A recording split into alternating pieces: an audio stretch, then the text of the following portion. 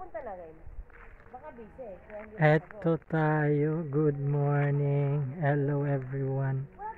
Kunting morning walk. Hi, say hi. Hello. Ayan. Sunday walk. Magpapainit lang ng sandali, ano? Alam naman natin, vitamin D is good for the health. At least it's still, it's 9 a.m. August 18. Ayan. Ito lang yung aming munting park.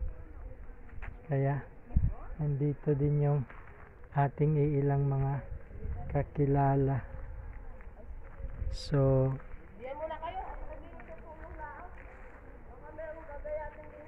Eddie, at least mag-enjoy sa gayat.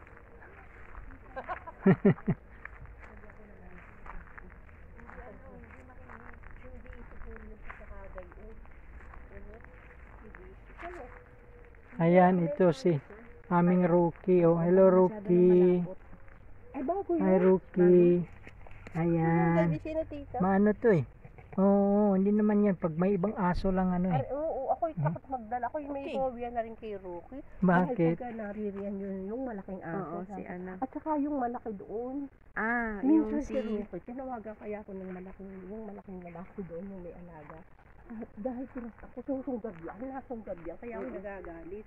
Si Oprah, pangalan ng isang aso doon, yung babae na German Shepherd. Ayan, Yung so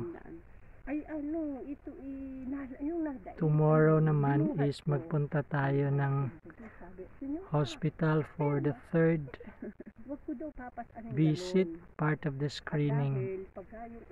Kaya medyo today practice tayo ng konti ng lakad, and tomorrow as early as 6 a.m. gising tayo dahil yung ating appointment is at 9 a.m.